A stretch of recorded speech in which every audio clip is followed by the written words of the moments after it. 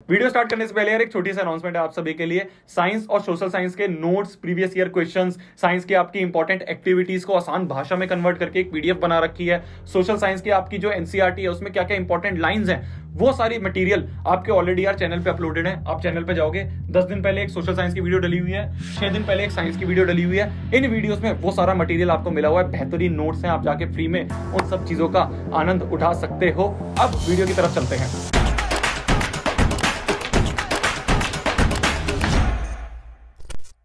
Hello everyone, this is शोभित दिलमान और आज की इस वीडियो में हम बात करने वाले हैं आपके आखिरी के 10 से 15 दिन के टाइम टेबल के बारे में। कैसे आपको इन 10 से 15 दिनों में अच्छे से रिवीजन करनी है, कैसे हमें बीच में जो गैप मिले गए हैं, इन गैप में हमें कौन कौन से सब्जेक्ट को उठाना है, कितने टाइम पढ़ना है, कौन कौन से सैंपल पेपर हमें करने हैं, कैसे करने हैं, ये सारी चीजें इस वीडियो में मैं डिस्कस करूंगा। सिमिलर वीडियो और हमने टर्म 1 के लिए भी बनाई थी, साथ में बैठ के मैंने फिल करा था, उसी तरीके से साथ में बैठ के आपके मैं इस पूरे टाइम टेबल को फिल करूंगा। तो वीडियो का एक भी सेकंड स्किप मत करना। मेरे को पता है आपके पास ज्यादा टाइम नहीं है, मैं भी ज्यादा टाइम नहीं लूंगा आपकी वीडियो का, चाहे आप 1.5x पे देखो पर पूरी देखना। अब वीडियो की शुरुआत करते हैं, मैं ज्यादा टाइम नहीं लूंगा, ठीक है। सबसे पहले यार इस टाइम टेबल को भरने के लिए ना हमें कुछ पॉइंट दिमाग में रखने पड़े होंगे, ठीक है। तो उन पॉइंट्स को हम जल्दी से देख लेते हैं। ये मैंने यार बड़ा बड़ा लिख रखा है, आपका टारगेट 95% टर्म 2, चाहे हमारा टर्म 1 कैसा भी गया हो, हमने पहले भी बात कर रखी है। टर्म 2 में हमें जितना दम लगा के हम पढ़ सकते हो उतना दम लगा के पढ़ना है। बड़ा बड़ा लिख रखा है मैंने भी, ऐसे ही अपने स्टडी टेबल के सामने ना लिख लो कि मेरे को इस साल लेके आने हैं, चाहे कुछ भी हो जाए, ठीक है। अब बात करते हैं हम इस वाले पॉइंट की। सबसे पहले we'll do 2 subject in a day, मतलब कि हम एक दिन में 2 सब्जेक्ट उठाएंगे। एक सब्जेक्ट को हम मेजर सब्जेक्ट रखेंगे जिसको हम 6 घंटे पढ़ेंगे, एक सब्जेक्ट को माइनर सब्जेक्ट रखेंगे जिसको हम 2 घंटे पढ़ेंगे। साथ ही साथ हम 2 घंटे रोज के सैंपल पेपर में भी देंगे।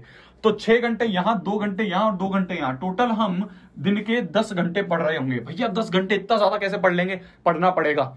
ये देखा है ना, ये ऊपर लिख रखा है, इसको लेके आना है तो करना पड़ेगा।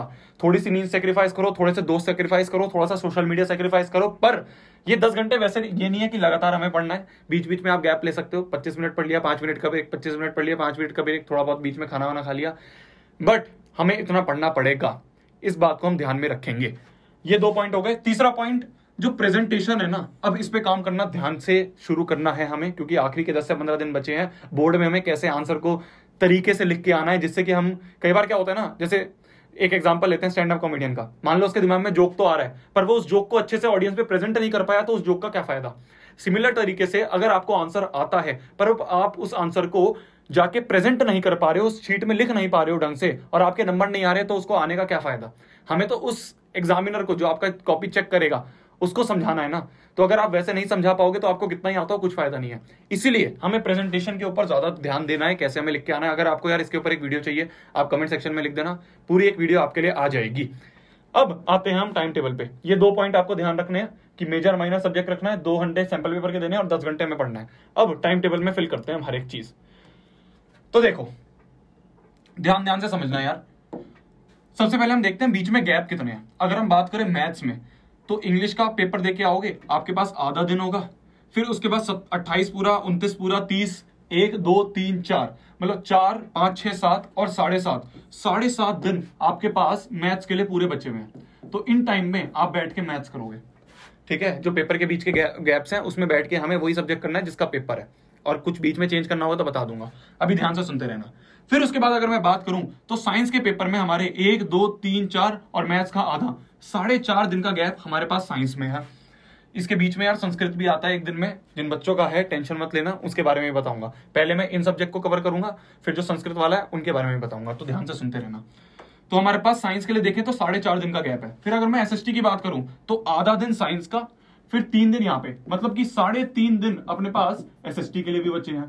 बिल्कुल सही बात है जी। हिंदी की बात करें तो इसी तरह से 3.5 दिन हमारे पास हिंदी के भी बचे हैं। ये 3.5 दिन आपको समझ में आ रहा होगा, क्योंकि आप एसएसटी का एग्जाम देके आओगे 1 बजे तक, आके थोड़ा बहुत नैप लोगे, फिर उसके बाद पढ़ना शुरू कर दोगे, तो आधा दिन हमारे पास बचा है। तो इस तरह से हमारे पेपर्स के बीच में गैप है।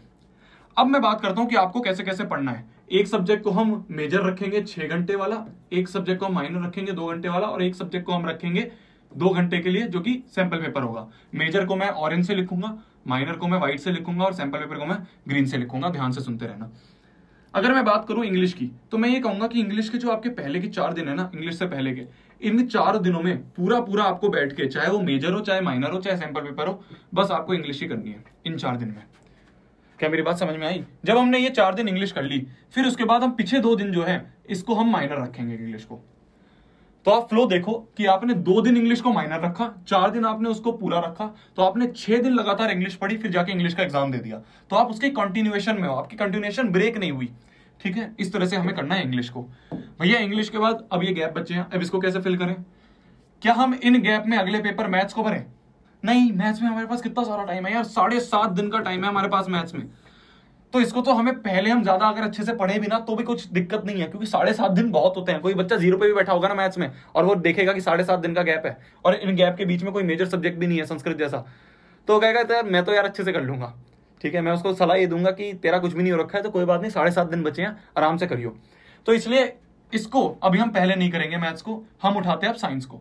तो हमने क्या करा, 22 को यहाँ पे मेजर सब्जेक्ट साइंस रखा, यहाँ पे हमने मेजर सब्जेक्ट साइंस रखा, हमने 20 को भी साइंस करा और हमने 19 को भी science as a major subject रखा। फिर उसके बाद 4 दिन हमने इसको मेजर रखने के बाद हमने इसको क्या करा, माइनर रख दिया 2 दिन के लिए। तो 1 2 3 4 5 6 दिन हमने साइंस को रखा कंटिन्यूएशन में। फिर उसके बाद हमने इंग्लिश का पेपर देके आए, मैथ्स का पेपर देके आए, फिर उसके बाद वापस से हमारे पास 4.5 दिन साइंस के लिए बचे होंगे।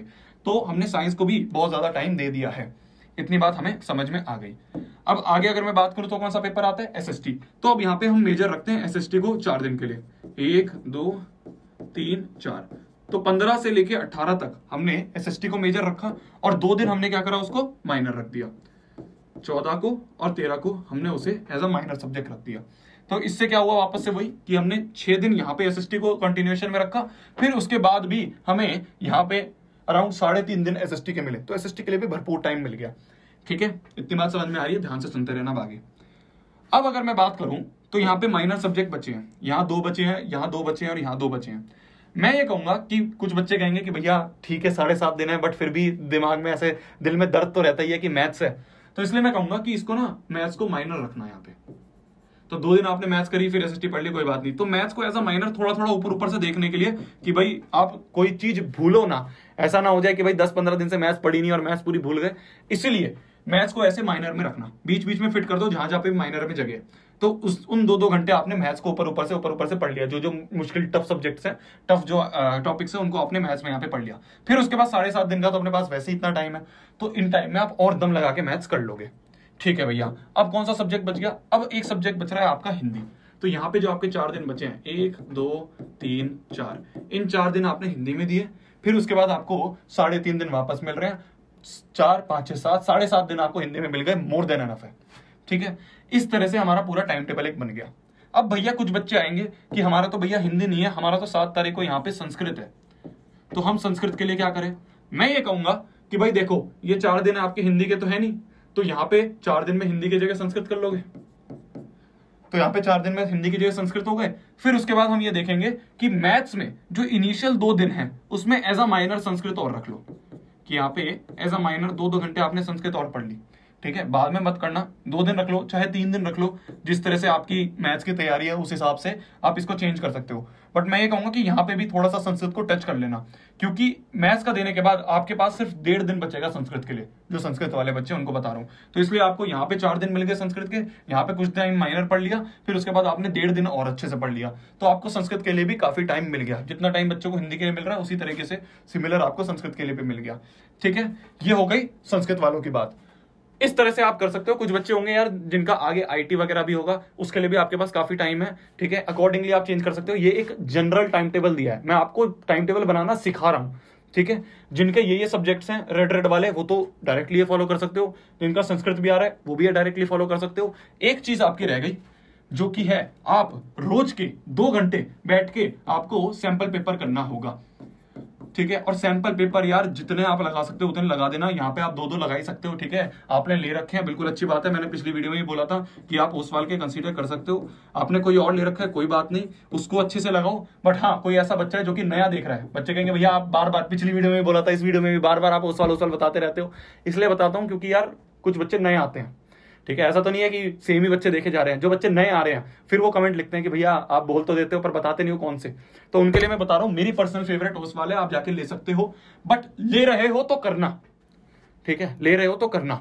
और सैंपल पेपर के लिए एक और चीज ध्यान से सुनना, इसको मैं बताता हूँ, ठीक है, उसके बारे में आता हूँ मैं। पहले इसका आप स्क्रीनशॉट लेना चाहते हो, मैं साइड हो जाता हूँ, स्क्रीनशॉट ले लो, फिर सैंपल पेपर पे एक छोटी सी चीज बतानी है वो बताऊंगा। ये आपका मेन टाइम टेबल रहेगा, आपने इसका स्क्रीनशॉट ले लिया होगा। अब आते हैं एक इंपॉर्टेंट बात पे जो कि मेरे को करनी है। बच्चे क्या करेंगे ना, भैया सैंपल पेपर ले लिए, बिल्कुल ले लिए भैया, मैंने हर दिन एक एक सैंपल पेपर या फिर दो सैंपल पेपर लगाता हूं। मैंने कहा बहुत बढ़िया। लगाने के बाद भैया फिर भी रिजल्ट नहीं आता। वो इसलिए नहीं आता क्योंकि तू उसको करने के बाद एनालाइज नहीं करता। तूने एक बार सैंपल एक पेपर लगा लिया, ठीक है, सुबह उठा तू 10 से 12 का तेरा एग्जाम का टाइम होता है, उसी 10 से 12 के टाइम में आपने सैंपल पेपर लगाए। वो एक आइडियल टाइम है सैंपल पेपर लगाने का क्योंकि उसी समय आपका एग्जाम होता है। तो आपने 10 से 12 एक सैंपल पेपर लगाया। लगाने के बाद उसमें देखो कि यार कौन सा ऐसा टॉपिक था जिस टॉपिक का सवाल आपसे नहीं हुआ, क्योंकि जो हो गया वो तो हो जाना है। जिस टॉपिक का सवाल आपसे अभी हो गया वो तो एग्जाम में हो ही जाना है। जिसका नहीं हुआ, डर तो उसका है, तो उसमें ज्यादा टाइम लगाना है, ठीक है। जिसका सवाल नहीं हुआ टॉपिक का, नोट्स उठाओ, वापस से उसको पढ़ो, फिर वापस अटेम्प्ट करके देखो। अब हो गया, बहुत बढ़िया। अब भी नहीं हो रहा तो किसी टीचर से पूछो, कोई ऊपर आपके ऑनलाइन डाउट पूछ सकते हो, वहां से पूछो, पर उसको क्लियर करो, क्योंकि यही ऐसी चीज है जो दर्द देती है। जो आ रहा होता है वो तो पेपर में भी आ जाएगा, जो नहीं आ रहा होता दर्द वो देंगे, ठीक है। तो सैंपल पेपर लगा रहे हो तो ये नहीं सिर्फ नाम के लिए लगा ले कि जी मैं तो भैया बैठा था, आपने बोला था 2 घंटे, मैं भी बैठा था, मैंने करा था। करने के बाद एनालाइज भी करना है, ठीक है। ये प्रैक्टिस है, ये फाइनल पेपर नहीं है कि करने के बाद छोड़ दो मैडम ही देखेगी जाके, ऐसा नहीं है। तुम्हें खुद करके खुद ही एनालाइज करना है। आपके आसपास कोई भैया दीदी हो, मम्मी पापा हो जिनको इस चीज की समझ हो, उनको जाके बोलो कि यार एक बार मेरा चेक कर दो, स्पेलिंग वगैरह देख लो, सही फॉर्मेट में लिखा है वो देख लो, ठीक है। बात समझ में आ रही होगी। तो ये हमारी टाइम टेबल के बारे में बातें हो गई। अब भैया आपने ये तो बता दिया कि कौन कौन से सब्जेक्ट हमें पढ़ने हैं, पर इन सब्जेक्ट्स में क्या क्या पढ़ना है ये भी तो बताओ। अब आते हैं इस पॉइंट पे। मान लो मैं एक सब्जेक्ट उठाता हूं आपका मैथ्स, ठीक है। तो मैथ्स में आपने क्या करा, 2 भाग बना लिए। एक तो हो गया ऐसे सब्जेक्ट, एक तो हो गए ऐसे चैप्टर्स जो कि आपके थोड़े से वीक हैं, मतलब आपको वो टफ लगते हैं, तो उनको एक साइड लिख लिया। और एक हो गए ऐसे चैप्टर्स जो कि आपके थोड़े से अच्छे हैं, मतलब उसको करने में आपको मजा आता है, वो चैप्टर आपके पक्के हैं, तो उनको आपने दूसरी साइड लिख लिया। फिर जो ये ऑरेंज वाला है वो आप बैठ के ऑरेंज वाले टाइम पे करोगे। जो ऑरेंज वाला है वो आप बैठ के ऑरेंज वाले, जो टाइम टेबल मैंने दिया था, यार पीछे जा, ये टाइम टेबल था। इस टाइम टेबल में जो ऑरेंज वाला टाइम है उसमें ऑरेंज वाला जो चैप्टर्स है वो करोगे, और व्हाइट वाला जो टाइम है उसमें व्हाइट वाले चैप्टर्स करोगे। तो इस तरह से हमें करना है। मैथ्स की बात हो गई। इसी तरीके से अगर मैं बात करूं आपकी दूसरे सब्जेक्ट की, तो इसी तरह से आपको साइंस को डिवाइड कर लेना है 2 भाग में, इसी तरह से आपको एसएसटी को डिवाइड कर लेना है 2 भाग में, इसी तरह से हिंदी को, और इसी तरह से इंग्लिश को, इसी तरह से आईटी हो गई या फिर संस्कृत हो गई। तो इस तरह से 2 भाग में डिवाइड करो। मेजर बनाओ एक को जो कि आपको टफ लगते हैं, और माइनर उसको रखो जो कि आपको आसान है, जो आपको आते हैं उसको आप माइनर रखो, उन चैप्टर्स को, और उसी तरीके से उस टाइम टेबल में उसको फिट कर दो। ये रहेगी हमारी स्ट्रेटेजी 10 से 15 दिन की। मैं आपका ज्यादा टाइम नहीं लूंगा यार, ठीक है, मेरे को भी पता है आपके पास ज्यादा टाइम नहीं है। अच्छे से पढ़ाई करो। आखिरी में बस जाते हुए यही चीज कहूंगा, दोस्तों से थोड़ा सा कट जाओ, कोई काम नहीं आने वाला है, ठीक है। वो पूछते रहेंगे आपसे, आपको और एंग्जाइटी होगी। तो जितना आप 10 से 15 दिन आइसोलेट हो सकते हो वो कर लो। रिश्तेदार वगैरह जो हैं सबके फोन वोन उठाने सब बंद कर दो, कुछ काम नहीं आने वाले वो सब। बस आपको एक तरह से ये है कि टेंशन देने के लिए बैठे हैं, तो जितनी टेंशन दूर रख सकते हो, दिमाग लगा के पढ़ सकते हो, उसमें फोकस करो। आखिरी के 10 से 15 दिन है, अच्छा पेपर जाएगा, ठीक है। अपने ऊपर फुल पॉजिटिव एटीट्यूड रखना है। मैं आपके साथ हूं। आपको प्रेजेंटेशन की वीडियो चाहिए, वो वीडियो मैं ले आऊंगा अगर आप बोलोगे कमेंट में। अगर आप कोई और वीडियो चाहते हो जो कि मेरे दिमाग में इस समय नहीं आ रही है और आपको नीड है, तो बिल्कुल आप कमेंट्स में लिखना। सारे कमेंट्स मैं पढ़ता हूँ, रिप्लाई मैं सबके नहीं दे पाता, पर पढ़ता मैं सारे हूँ, वो मैं जरूर पढ़ूंगा। और उसके ऊपर अगर आपको इससे 10 से 15 दिन के बीच में वीडियो चाहिए वो जरूर आएगी, ठीक है। तब तक के लिए वही पढ़ना है, फोड़ना है, कहर मचा देना है, आग लगा देनी है। टाइम टेबल को फॉलो करो, अच्छा पेपर जाएगा। Best of luck, bye bye, take care. जाओ, चलो पढ़ लो, बाय बाय।